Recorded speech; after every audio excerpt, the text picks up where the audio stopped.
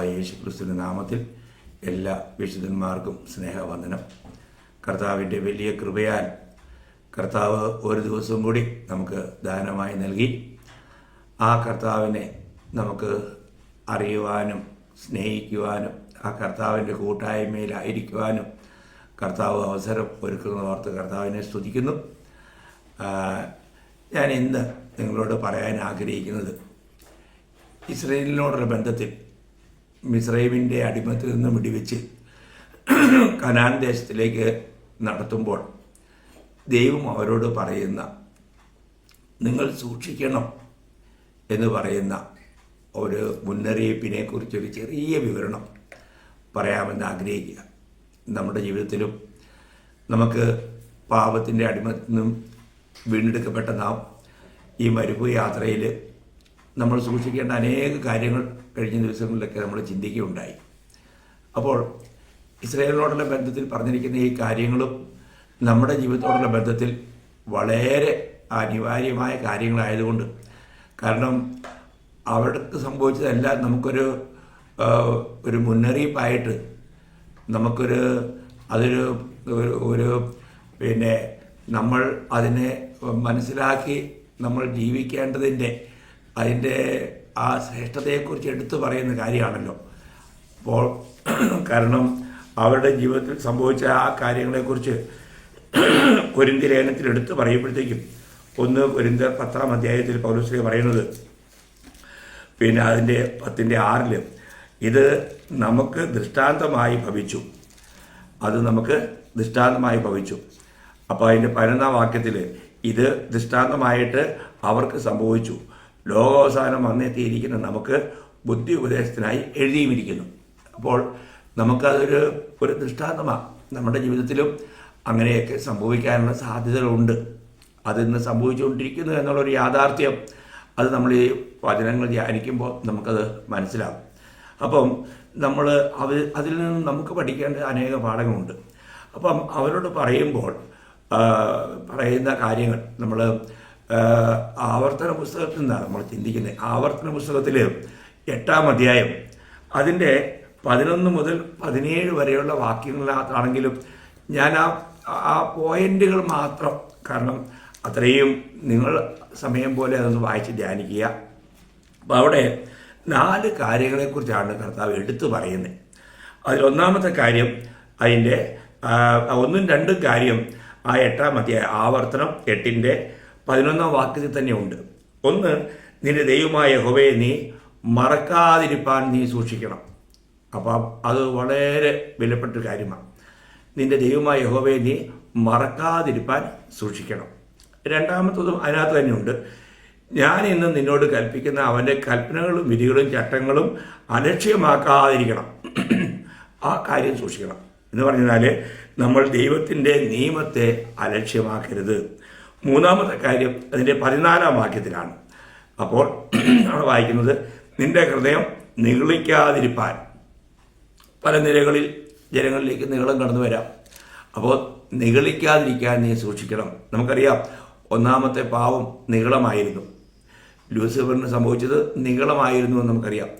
ദൈവം ഏറ്റവും വെറുക്കുന്ന ഒരു കാര്യമാണ് നിഗളം. കാരണം ദൈവം നിഗളികളോട് എതിർത്ത് നിൽക്കുന്നു, താഴ്മയുള്ളവർക്കോ അവൻ കൃപ നൽകുന്നു.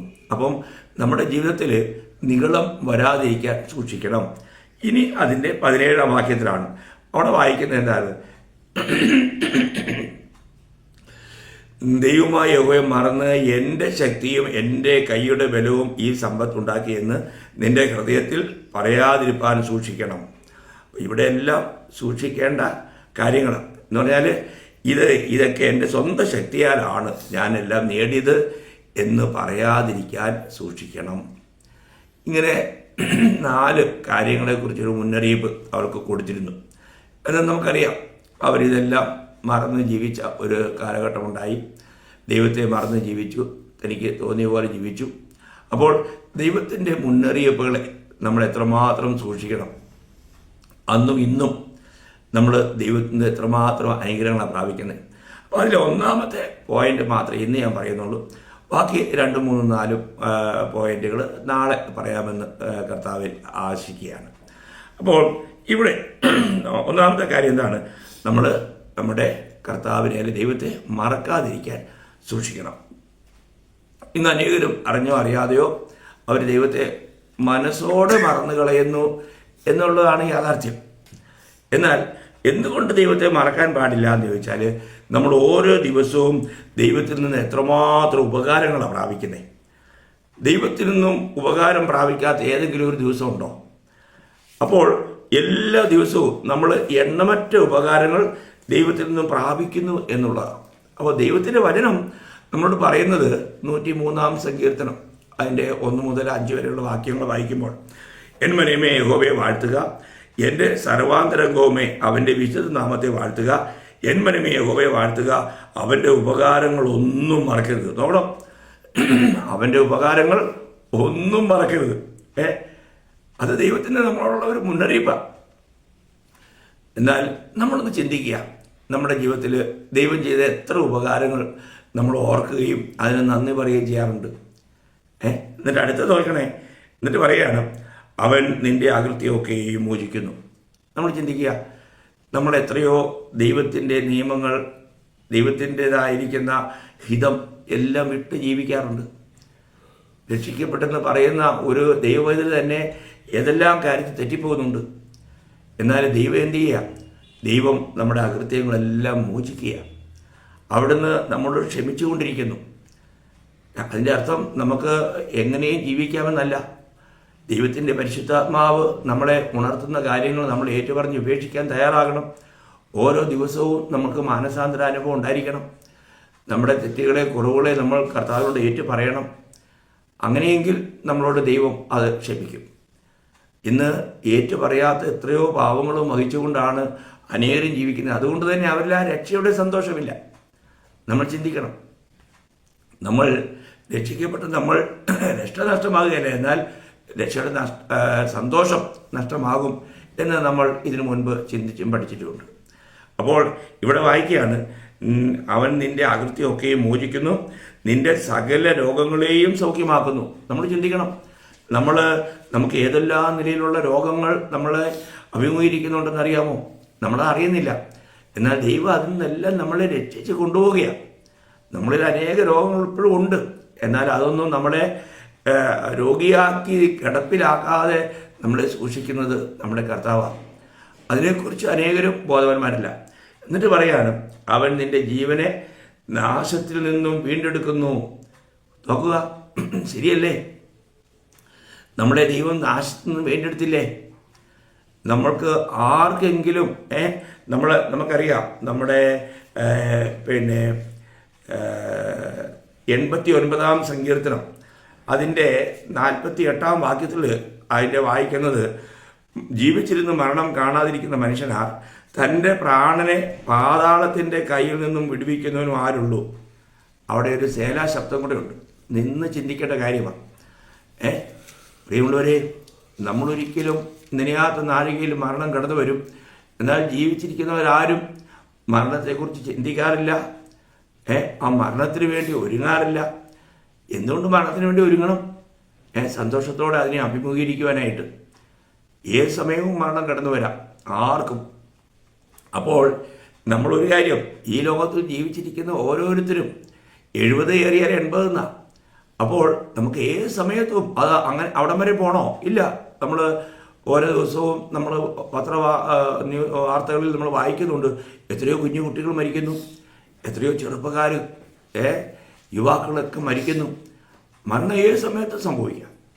അപ്പോൾ ഇവിടെ ദൈവത്തിന് വചനം പറയുന്നത്, തൻ്റെ പ്രാണനെ പാതാളത്തിൻ്റെ കയ്യിൽ നിന്നും വിടുവിക്കുന്നവനും ആരുള്ളൂ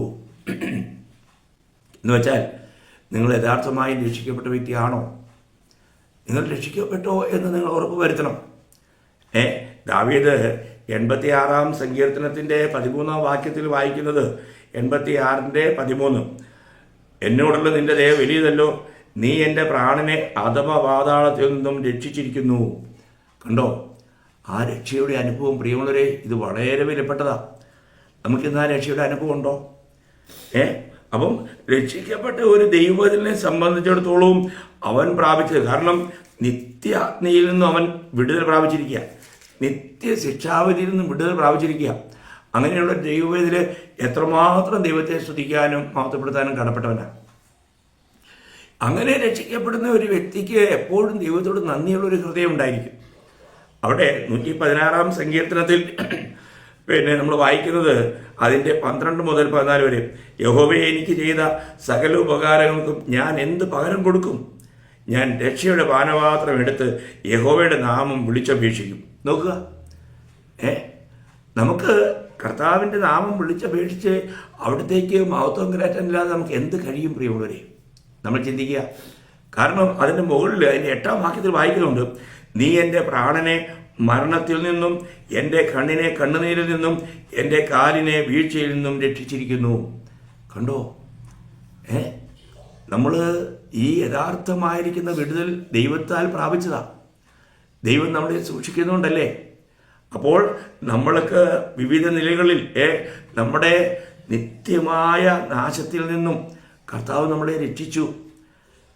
നിത്യമായ മരണത്തിൽ നിന്നും, മരണം എന്ന് പറഞ്ഞാൽ നിങ്ങൾക്കറിയാലോ, ദൈവത്തിൽ നിന്നുള്ള വേർപാടാണ്. ആ വേർപാടിൽ നിന്നൊക്കെ കർത്താവ് നമ്മൾ വീണ്ടെടുത്തില്ലേ? ഇന്ന് ദൈവവുമായിട്ട് നമുക്കൊരു കൂട്ടായ്മയില്ലേ? എത്ര വിലപ്പെട്ട കാര്യമാണ്. അതുകൊണ്ട് തന്നെ ഒരു ഭക്തൻ എത്രമാത്രം ദൈവത്തെ സ്തുതിക്കാൻ കടപ്പെട്ടവനാണ്. അവിടുന്ന് നമുക്ക് ചെയ്തിരിക്കുന്ന ഉപകാരങ്ങളൊക്കെ ആർക്ക് വർണ്ണിക്കാനായിട്ട് കഴിയും? നമ്മൾ 71-ാം സങ്കീർത്തനത്തിൽ 71-ാം സങ്കീർത്തനം അതിൻ്റെ 15-ാം വാക്യത്തിൽ വായിക്കുന്നത്, എൻ്റെ വായി ഇടപെടാതെ നിന്റെ നീതിയെയും രക്ഷയെയും വർണ്ണിക്കും, അവയുടെ സംഖ്യ എനിക്ക് അറിഞ്ഞുകൂടാ. അവയുടെ സംഖ്യ എനിക്ക് അറിഞ്ഞുകൂടാ എന്ന് പറഞ്ഞാൽ ദൈവം ചെയ്തിരിക്കുന്ന ഉപകാരങ്ങൾ എത്രയുണ്ടെന്നുള്ളതിന് സംഖ്യയില്ലെന്നാണ്.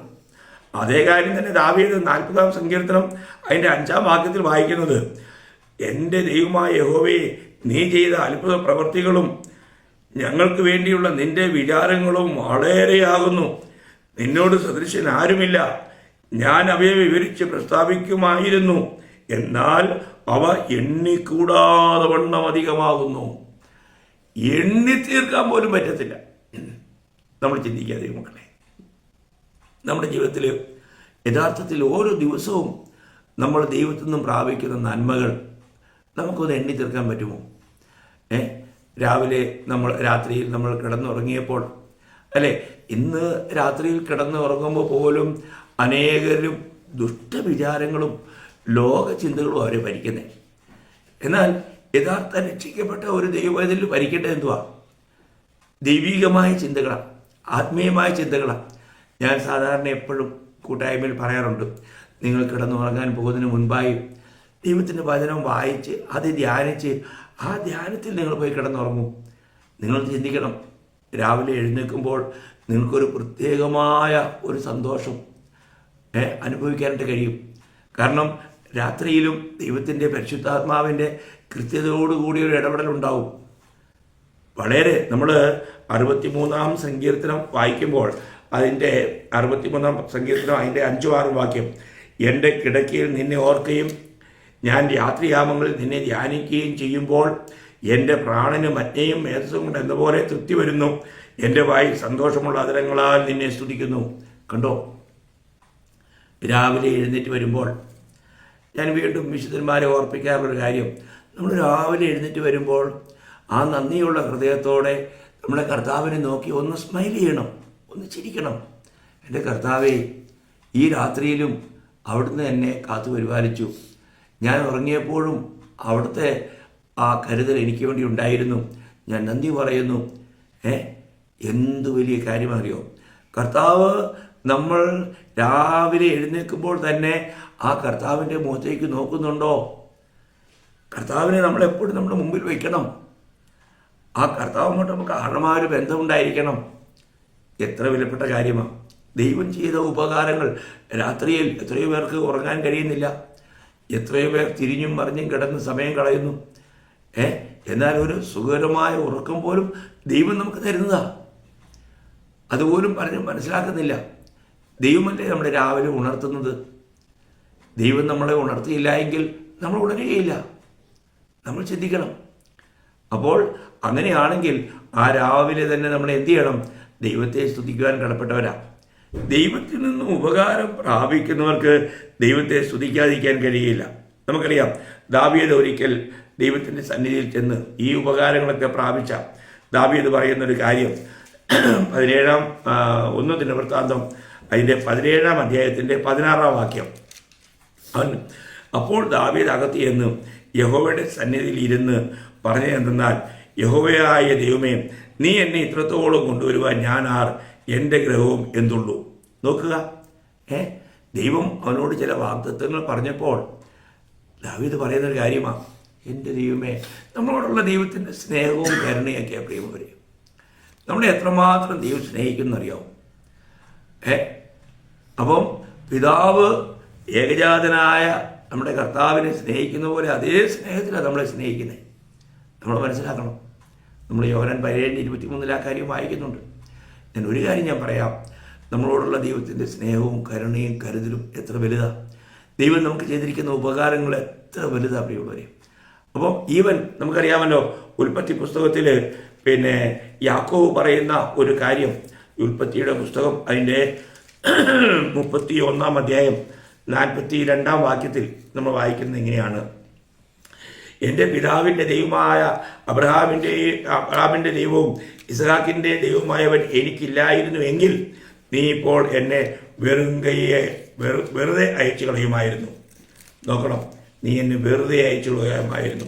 ദൈവം എൻ്റെ കഷ്ടതയും എൻ്റെ കൈകളുടെ പ്രയത്നവും കണ്ട് കഴിഞ്ഞ രാത്രി ന്യായം വിധിച്ചു. ഇവിടെ യാക്കോബ് പറയുകയാണ്, ദൈവമില്ലായിരുന്നെങ്കിൽ ഞാൻ ശൂന്യനായിട്ട് പോകേണ്ടി വന്നേനെ. എന്നാൽ നന്ദിയുള്ള ഹൃദയത്തോടെ അതിൻ്റെ 32:10 വായിക്കുമ്പോൾ അവിടെ യാക്കോബ് പറയുന്നത് എന്തുവാ?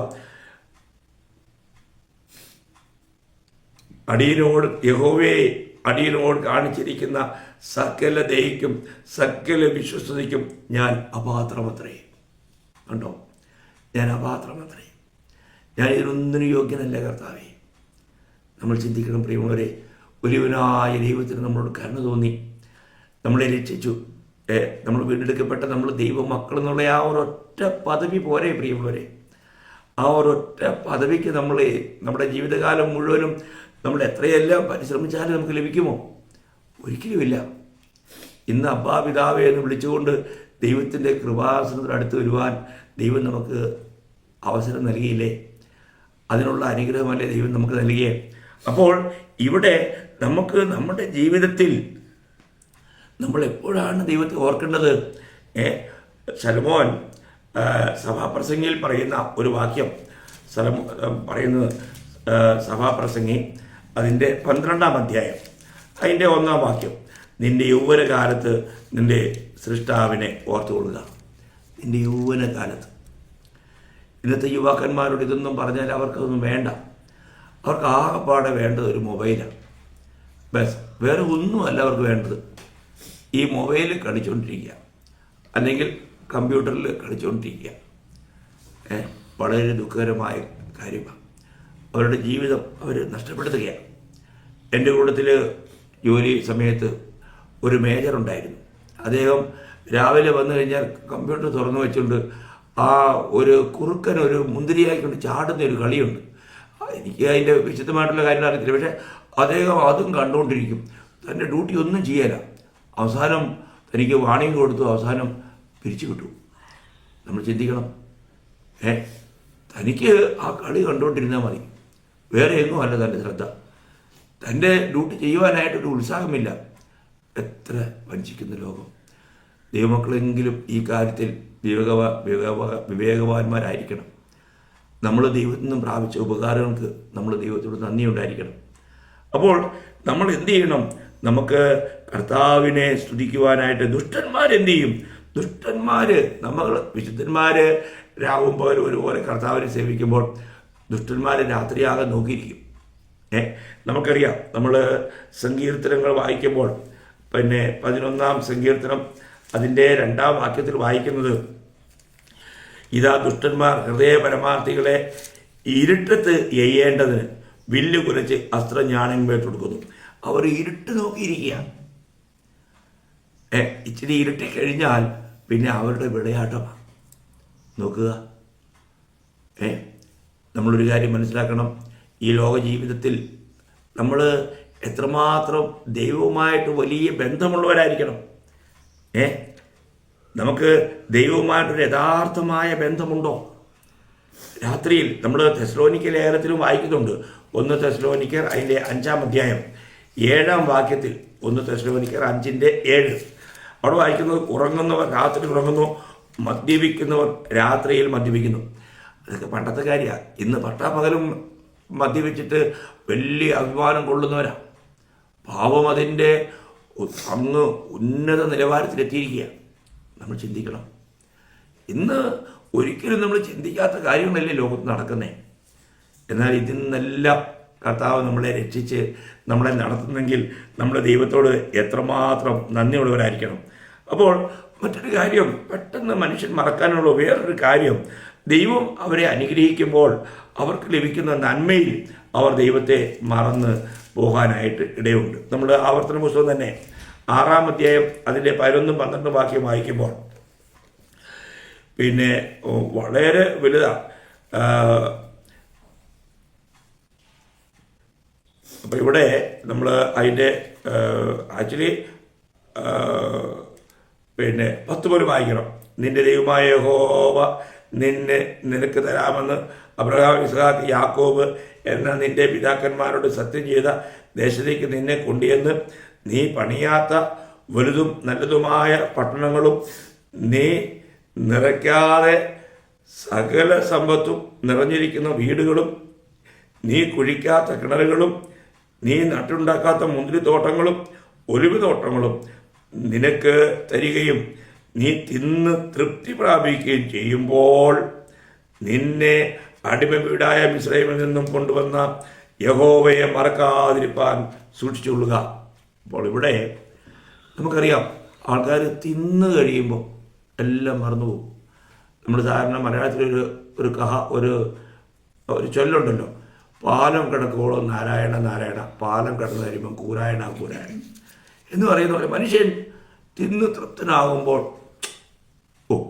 ആരാ ദൈവം, എന്താ ദൈവം, ദൈവത്തെ കൊണ്ട് എന്ത് കാര്യം, ഇങ്ങനെയൊക്കെ ചിന്തിച്ച് പറയുന്ന അനുഭവങ്ങൾ നമുക്ക് പലരുടെയും ജീവിതത്തിൽ കാണാൻ പറ്റും. ദൈവമക്കളെ നമ്മൾ വളരെ സൂക്ഷിക്കണം. നമ്മൾ എത്രമാത്രം ദൈവത്തോട് നന്ദിയുള്ളവരായിരിക്കണം. നമ്മൾ എന്തെങ്കിലും അനുഭവിക്കുന്നുവെങ്കിൽ പൗലോസ് ശ്ലീഹ പിന്നെ 1 കൊരിന്ത്യർ അതിൻ്റെ 4:7 നമ്മൾ വായിക്കുന്നത്, പിന്നെ ദൈവം തന്നിട്ടില്ലാതെ അവിടെ വായിക്കുന്നത്, നിന്നെ വിശേഷിപ്പിക്കുന്നത് ലഭിച്ചതല്ലാതെ നിനക്ക് എന്തുള്ളൂ, ലഭിച്ചതെങ്കിലോ ലഭിച്ചതല്ല എന്ന പോലെ പ്രശംസിക്കുന്നത് എന്ത്. അപ്പോൾ പ്രിയമുള്ളവരെ, നമ്മൾ ഈ ലോകത്തിൽ എന്തെങ്കിലും നമ്മൾ കൊണ്ടുവന്നോ? നമ്മൾ വെറും കൈയായി നമ്മൾ വന്നു. ഇവിടുന്ന് പോകുമ്പോഴും എന്തെങ്കിലും കൊണ്ടുപോകുമോ? ഇല്ല, വെറും കൈയായി മടങ്ങിപ്പോകും. അപ്പോൾ നമുക്ക് ഇന്ന് ഈ ലോകത്തിൽ ജീവിക്കുമ്പോൾ എന്തെങ്കിലും ഉണ്ടെങ്കിൽ അത് ദൈവം തരുന്നതല്ലാതെ മറ്റൊന്നുമില്ല. ഈ ഒരു വലിയ പരമാർത്ഥം നമ്മൾ മനസ്സിലാക്കി തന്നെ ദൈവത്തോട് എത്രമാത്രം നന്ദിയുള്ളവരായിരിക്കണം. ദൈവത്തോട് നമുക്ക് വലിയ കടപ്പാടില്ലേ പ്രിയമുള്ളവരെ? അപ്പോൾ ഇവിടെ നമ്മുടെ ജീവിതത്തിൽ ദൈവത്തെ മറക്കാതിരിപ്പാൻ നമ്മൾ സൂക്ഷിക്കണം. ഇന്ന് അനേകരും ദുഃഖങ്ങളും പ്രയാസങ്ങളൊക്കെ വരുമ്പോൾ ദൈവത്തെ അന്വേഷിക്കുന്നവരുണ്ട്. എന്നാൽ ദൈവം നമ്മളെക്കുറിച്ച് ആഗ്രഹിക്കുന്നത് നമ്മൾ ദൈവത്തെ മറക്കരുത്. നമ്മുടെ ദുഃഖവേളയിലെങ്കിലും, ഇന്ന് അനേകം ദുഃഖങ്ങളൊക്കെ വരുമ്പോൾ ദൈവത്തെ അന്വേഷിക്കും. യോനായെ പിടിച്ച് കടലിൽ എറിഞ്ഞു, മത്സ്യത്തിൻ്റെ ഉള്ളിൽ ഇരുന്നപ്പോൾ യോന നിലവിളിച്ചു. അവൻ്റെ ദുഃഖവേളയിൽ യോനയുടെ പുസ്തകത്തിൽ നമ്മൾ വായിക്കുന്നുണ്ട്. യോന 2:7 വായിക്കുന്നത്, എൻ്റെ പ്രാണൻ എൻ്റെ ഉള്ളിൽ ക്ഷീണിച്ചു പോയപ്പോൾ ഞാൻ യഹോവയെ ഓർത്തു. എൻ്റെ പ്രാർത്ഥന നിന്റെ വിശുദ്ധ മന്ദിരത്തിൽ നിന്റെ അടുക്കലെത്തി. അപ്പോൾ താൻ എപ്പോഴാണ് ഓർത്തേ? എൻ്റെ പ്രാണൻ എൻ്റെ ഉള്ളിൽ ക്ഷീണിച്ചു പോയപ്പോൾ. നോക്കണം, ആ ദുഃഖവേളയിൽ ദൈവത്തെ ഓർക്കുവാനിടയായി. ചിലർ ദുഃഖവേളയിൽ പോലും ദൈവത്തെ മറന്നു കളഞ്ഞിട്ട് പോയി ആത്മഹത്യ ചെയ്യുന്നവരെ നമ്മൾ കാണാൻ പറ്റും. നമ്മൾ ചിന്തിക്കണം ദൈവമക്കളെ, നമ്മുടെ ദുഃഖത്തിൻ്റെ വേളയിൽ നമ്മൾ സ്മരിക്കേണ്ടത് നമ്മുടെ കർത്താവിനെയാണ്. കർത്താവിനെ ഓർക്കണം ഏത് ദുഃഖവേളയിലും.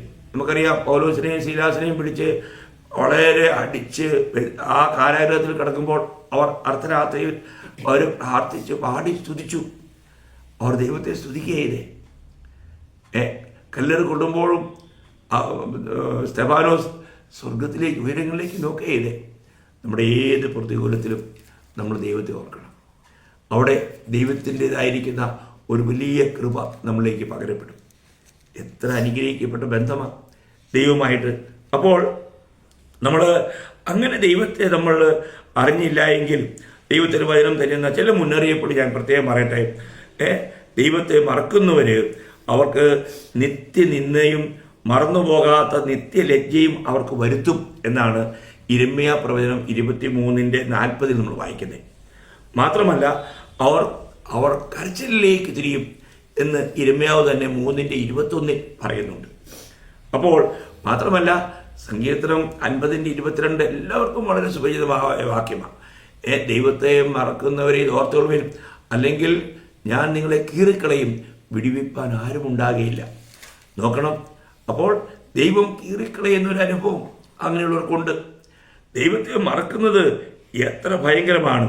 മാത്രമല്ല 9-ാം സങ്കീർത്തനം 17-ാം വാക്യത്തിൽ വായിക്കുന്നത് ദൈവത്തെ മറക്കുന്നവർ പാതാളത്തിലേക്ക് തിരിയും എന്ന് പറഞ്ഞാൽ ആ ലാസറും ധനവാനും ഉണ്ടല്ലോ, ആ ധനവാൻ പോയി കിടക്കുന്ന പാതാളം അത് ഒരു തീക്കുണ്ടമാണ്. അത് നിത്യനരകമല്ല. എന്നാൽ അതിന് മുമ്പ് ന്യായവിധിക്ക് മുമ്പുള്ള മരണാനന്തരം ഒരു പാപി പോകുന്ന ഇടമാണ്. നമ്മൾ ചിന്തിക്കണം, നമ്മുടെ ജീവിതത്തിലേക്ക് നമ്മൾ എന്തിനു വേണ്ടിയാണ് ഒരുങ്ങേണ്ടേ? നമ്മുടെ കർത്താവിന് വേണ്ടി തന്നെ നമ്മൾ ഒരുങ്ങിയിരിക്കുകയാണോ? നമ്മുടെ ജീവിതത്തിൻ്റെ ഓരോ കാര്യങ്ങളെയും നമ്മൾ ചിന്തിക്കണം. അപ്പോൾ ഇവിടെ ഇസ്രയേലിനോടുള്ള ബന്ധത്തിൽ പറഞ്ഞ ആ കാര്യങ്ങൾ ഇന്ന് നമ്മളോടുള്ള ബന്ധത്തിലും നമുക്കറിയാം. ഇന്ന് നമ്മൾ ലവോദിക്ക പീരീഡിൻ്റെ സമയത്താണ്. ആ സമയത്തുള്ള ജനങ്ങളെല്ലാം അവർ ലോകപ്രകാരമുള്ള നന്മകളിൽ മതിച്ച് ദൈവത്തെ മറന്ന് അവിടെ എന്താ, ദൈവം പുറത്താ, വാതിൽക്കൽ നിന്ന് മുട്ടുകയാണ്. നോക്കുക, അകത്ത് ഭയങ്കര പാട്ടും മേളയാണ്, പക്ഷെ ദൈവം അവരുടെ കൂടെ ഇല്ല. അത് നമ്മൾ ചിന്തിക്കണം. അതുകൊണ്ട് ദൈവത്തിൻ്റെ വചനം ഒന്നാമതായി മുന്നറിയിപ്പ് തരുന്നത് ദൈവത്തെ മറക്കാതിരിക്കാൻ സൂക്ഷിക്കുക. പ്രിയ ദൈവമക്കളെ, ഞാൻ നിങ്ങളോട് പറയട്ടെ, ഇന്നത്തെ നമ്മുടെ ജീവിതത്തിൽ നമുക്ക് ദൈവത്തിന് ഒന്നാം സ്ഥാനം കൊടുക്കാൻ കഴിയുന്നുണ്ടോ? ആദ്യമേ അവൻ്റെ രാജ്യവും നീതിയും അന്വേഷിക്കാൻ നമുക്ക് കഴിയുന്നുണ്ടോ? ഉയരത്തിലെ ചിന്തകൾ നമ്മൾ ഇന്ന് ആയിരിക്കുന്നുണ്ടോ? ഞാൻ എപ്പോഴും എൻ്റെ കർത്താവിനോട് കൂടി ആയിരിക്കേണ്ടവനാണ് എന്നുള്ള ബോധം നമ്മളെ ഭരിക്കുന്നുണ്ടോ? എവിടെയെങ്കിലും നമ്മൾ യോസഫും മറിയാവും യേശുവുമായിട്ട് യെരൂശലേമിൽ പോയി, എന്നാൽ അവർ മടങ്ങുമ്പോൾ യേശു കൂടെ ഉണ്ടായിരുന്നില്ല. ഉണ്ടായിരിക്കുമെന്ന് അവർ ചിന്തിച്ചു, അങ്ങനെ അവർ വിചാരിച്ചു. എന്നാൽ അവർ ചിന്തിച്ചതും വിചാരിച്ചതും തെറ്റാണെന്ന് അവരെ ഒന്ന് ശോധന ചെയ്തപ്പോഴാണ് മനസ്സിലായത്. 3-ാമത്തെ ദിവസം മടങ്ങി അവർക്ക് പോകേണ്ടി വന്നു. എവിടെ യേശു ആയിരിക്കുന്നോ അവിടെ ചെല്ലേണ്ടി വന്നു. അതിന് അവർക്ക് സമയമെടുത്തു. നമ്മളൊരു സ്വയശോധന ചെയ്യുന്നത് നന്നായിരിക്കില്ലേ? ഇന്ന് നമ്മൾ യഥാർത്ഥത്തിൽ ദൈവത്തിന് ഒന്നാം സ്ഥാനം കൊടുത്തുകൊണ്ട് കർത്താവിന് കർത്തൃത്വം കൊടുത്തുകൊണ്ടുള്ള ഒരു ജീവിതമാണോ നമ്മൾ നയിക്കുന്നത്? കർത്താവിനെ സ്വന്തം രക്ഷിതാവായി സ്വീകരിച്ചിട്ട് ഇന്ന് ആ രക്ഷകൻ ഇന്ന് നമ്മുടെ ജീവിതത്തിൽ സന്തോഷിക്കുന്നുണ്ടോ? കർത്താവിന് പ്രയോജനമുള്ള ഒരു ജീവിതമാണോ നമ്മൾ നയിക്കുന്നത്? അത് നമ്മൾ ചിന്തിക്കുന്നത് നന്നായിരിക്കും. നമ്മൾ 2 കൊരിന്ത്യർ 13:5 വായിക്കുന്നുണ്ട്, നിങ്ങൾ വിശ്വാസത്തിലിരിക്കുന്നു എന്ന് നിങ്ങളെ തന്നെ പരീക്ഷിപ്പിൻ. നിങ്ങളൊന്ന് ശോധന ചെയ്യണം. നമ്മുടെ ജീവിതത്തിൽ ആ ഒരു ശോധന നന്നായിരിക്കും. അതുകൊണ്ട് വഞ്ചിക്കപ്പെടാതിരിക്കാം. യോസഫും മറിയാവും അവർ പരിശോധിച്ചപ്പോഴാണ് മനസ്സിലായത് കൂടെ ഇല്ലെന്ന്. അപ്പോൾ നമുക്കും ഒരു പരിശോധന നന്നായിരിക്കും. അപ്പോൾ ദൈവത്തിൻ്റെ വചനം പറയുന്നു, ദൈവത്തെ മറക്കാതിരിപ്പാൻ സൂക്ഷിക്കുക. ഇനിയുള്ള 3 കാര്യങ്ങൾ: നിയമം അലക്ഷ്യമാക്കാതിരിപ്പാൻ, നിഗളിക്കാതിരിപ്പാൻ, സ്വയശക്തിയിൽ പ്രശംസിക്കാതിരിപ്പാൻ. ഈ കാര്യങ്ങൾ കർത്താവ് അനുവദിച്ചാൽ നാളത്തെ ക്ലാസ്സിൽ നിങ്ങൾ പങ്കുവയ്ക്കാം. ദൈവമായ കർത്താവ് വചനങ്ങളാൽ നിങ്ങളെ ധാരാളമായി അനുഗ്രഹിക്കട്ടെ. കർത്താവിന് മാത്രം ഉണ്ടാകട്ടെ. ആമേൻ.